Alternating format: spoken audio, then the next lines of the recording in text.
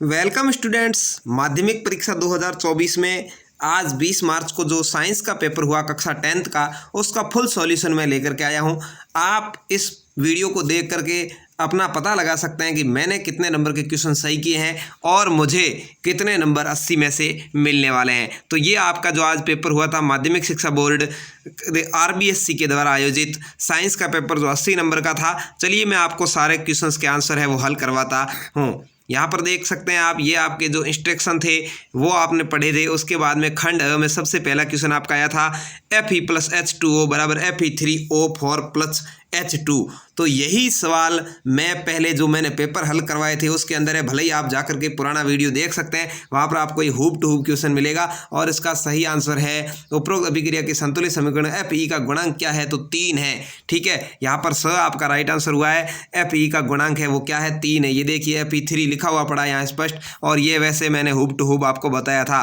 अगला है दही में उपस्थित अम्ल कौन सा है, तो लैक्टिक अम्ल होता है। ये भी हूब टू हूब क्वेश्चन आपको मैं पहले करवा चुका हूँ, आप भले ही पीछे वाले वीडियो देख सकते हैं। उष्मा का सबसे अच्छा चालक इसमें से कौन सा है, तो कॉपर है भाई। आपका यहाँ पर राइट आंसर है ए। कीटोन में उपस्थित प्रक्रियात्मक समूह कौन सा है, तो आपका यहाँ पर ये ब राइट आंसर हो जाएगा। अगला क्वेश्चन पूछा है आपको यहाँ पर, मानव में हृदय एक तंत्र का भाग है जो संबंधित है परिसंचरण तंत्र है, यानी रक्त को ले जाने का काम करता है, चलाने का काम करता है, उसको परिसंचरण कहते हैं। पर्ण में छिद्रों के खुलने और बंद होने का कार्य किसके द्वारा होता है, द्वार कोशिका के द्वारा होता है। स यहाँ पर आपका राइट आंसर था। क्वेश्चन नंबर 6 में कौन सी अंतःस्रावी ग्रंथि सभी अंगों में वृद्धि प्रेरित करती है, तो पीयूष ग्रंथि है वो वृद्धि प्रेरित करती है। यहाँ पर आपका राइट आंसर था। अगला है, जब पुष्प में पुंकेसर और स्त्रीकेसर दोनों उपस्थित होते हैं तो पुष्प क्या कहलाते हैं, उभयलिंगी कहलाते हैं। ये क्वेश्चन मैं हूब टू हूब आपको करवा चुका हूँ। पुरुष में लिंग गुणसूत्र होते हैं, तो पुरुष में XY होते हैं, महिला में XX होते हैं। ये भी आपको पहले बताया जा चुका है। अगला क्वेश्चन आपका आया था, एक व्यक्ति समतल दर्पण से 3 मीटर दूर खड़ा है, व्यक्ति उसके प्रतिबिंब के बीच दूरी कितनी होगी, तो 3 मीटर होगी। यानी जितना वो दूर खड़ा है उतना ही दूर समतल दर्पण के अंदर दिखाई देता है। प्रकाश अपवर्तन की घटना में यदि sin I = A और sin R = B है तो अपवर्तनांक कितना होगा, तो यहाँ पर अपवर्तनांक A/B होगा। क्या होगा भाई, A/B हो जाएगा। ठीक है, अगला पूछा है आपको, अग्रिम सूर्योदय एवं विलंबित सूर्यास्त का कारण क्या है, तो प्रकीर्णन इसका कारण है। ठीक है, अगला क्वेश्चन आपको पूछा है, दिए गए त्रिभुजाकार प्रिज्म के लिए विचलन कोण क्या है, तो यहाँ पर इसका विचलन कोण है वो R है भाई। D आपका यहाँ पर राइट आंसर होगा। अगला पूछा आपको, विद्युत उपकरणों में भू संपर्क तार का उपयोग किया जाता है, तो सुरक्षा उपाय के रूप में उपयोग किया जाता है। B आपका राइट आंसर होगा। भू उपकरण, भू संपर्क तार का मतलब होता है, आप अपनी भाषा में कहते हैं अर्थ लगाना। ठीक है, अगला है, धारावाही चालक के लिए दक्षिण हस्त अंगुष्ठ नियम में अंगूठा क्या दर्शाता है, विद्युत धारा की दिशा दर्शाता है। स यहाँ पर 15वें क्वेश्चन का राइट आंसर होगा। तो इस तरह से ये थे आपके ऑब्जेक्टिव टाइप क्वेश्चन। अब देखिए रिक्त स्थान, लेड नाइट्रेट के ऊष्मीय वियोजन से प्राप्त नाइट्रोजन युक्त गैस का नाम नाइट्रोजन डाइऑक्साइड होता है। ठीक है, यहाँ पर ये आपका राइट आंसर यहाँ पर लिखना था। HCl के वियोजन से प्राप्त ऋणात्मक रासायनिक सूत्र Cl- है। ये आपको मैं 100% पहले बता चुका हूँ। C3H8 अणु में उपस्थित सहसंयोजक आबंधों की संख्या कितनी है, तो इसकी संख्या 10 होगी भाई। अगला है, एक कृत्रिम वृक्क नाइट्रोजन या अपशिष्ट उत्पादों को रुधिर से अपोहन द्वारा निकालने की एक युक्ति है। क्या युक्ति है, अपोहन।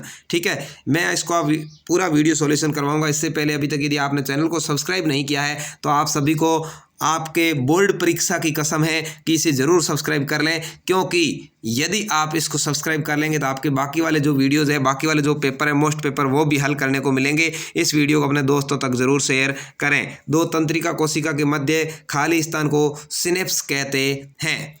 प्रतिबिंब की ऊंचाई h और बिंब की ऊंचाई h का अनुपात गोलीय दर्पण का रैखिक आवर्धन कहलाता है, और दीर्घ दृष्टि दोष निवारण में उत्तल लेंस उपयोगी होता है। तो इस तरह से आपको ये रिक्त स्थान भरने थे। उसके बाद देखिए अति लघुत्रात्मक क्वेश्चन आपके आए थे एक पंक्ति वाले, यानी आपको एक पंक्तियां एक शब्द में उत्तर लिखना था। पीतल में तांबा के साथ मिश्रित दूसरी धातु का नाम है, तो Zn+ जस्ता है। ठीक है, क्या है, दूसरी वस्तु का नाम जस्ता है, जिसका सूत्र Zn+ है। सल्फर, ब्रोमीन और आयोडीन में से चयन करके द्रव अधातु का नाम लिखिए। ब्रोमीन, ये मैं आपको हल करवा चुका हूँ कि ब्रोमीन ऐसी जो अधातु है जो कमरे के ताप पर भी तरल पदार्थ के रूप में रहती है, ये भी मैं आपको पीछे वाले पेपर में दिखा चुका हूँ।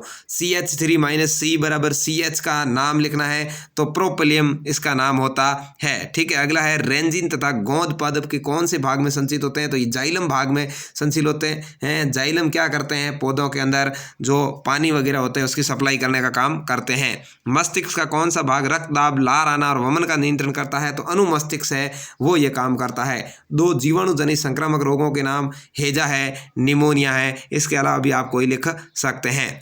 मेंडल के लक्षणों की वंशानुगति नियम के प्रयोग में F2PD में प्राप्त पौधों में बोने पौधों का अनुपात प्रतिशत 25% था।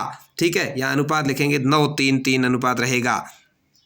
अगला है गोलीय लेंस के लिए बिंब दूरी, प्रतिबिंब दूरी और फोकस दूरी में संबंध बताइए, तो 1/F बराबर 1/V होता है। अगला है नेत्र का कौन सा भाग पुतली के साइज को नियंत्रित करता है, तो परितारिका, जिसको कॉर्निया भी कहते हैं। ठीक है, पारितंत्र में उपभोक्ता का एक उदाहरण दीजिए, तो उपभोक्ता का उदाहरण आप मनुष्य, कुत्ता, कुछ भी दे सकते हैं, ये सभी उपभोक्ता होते हैं यानी खाने वाले। अब खंड ब है, यहाँ पर इस क्वेश्चंस के आंसर है वो बड़े हैं, तो ये आप अपनी उत्तर पुस्तिका में या जाकर के अपनी पासबुक्स में किताब में से इसको हल कर लें। ये पेपर आप बिल्कुल आज देख ही चुके हैं, तो ये जो शॉर्ट पेपर के क्वेश्चंस थे वो यदि आपने सही किए हैं तो आपको बहुत ही अच्छे नंबर परीक्षा के अंदर है वो मिलने वाले। यहाँ देखिए प्लास्टर ऑफ पेरिस का रासायनिक सूत्र भी CaSO4 1/H2O लिखा हुआ पड़ा है। ठीक है, बेकिंग सोडा का रासायनिक सूत्र NaSCO3 होता है। ठीक है, इसके अलावा बाकी वाले जो क्वेश्चंस है उसको आप ज़रूर हल करके देख लें कि आपके कितने नंबर प्राप्त हो रहे हैं। तो वीडियो कैसा लगा कमेंट करके ज़रूर बताएं और अपने दोस्तों तक इसको ज़रूर शेयर करें और चैनल को सब्सक्राइब जरूर करें। धन्यवाद, जय हिंद, वंदे मातरम। आपके जो मैथ यानी गणित और संस्कृत के पेपर रहे हैं उसके मॉडल पेपर भी मैं लगातार अपलोड कर रहा हूं, उसको ज़रूर देख लें क्योंकि उसमें भी हूब टू हूब बहुत सारे क्वेश्चन छपने वाले हैं। धन्यवाद।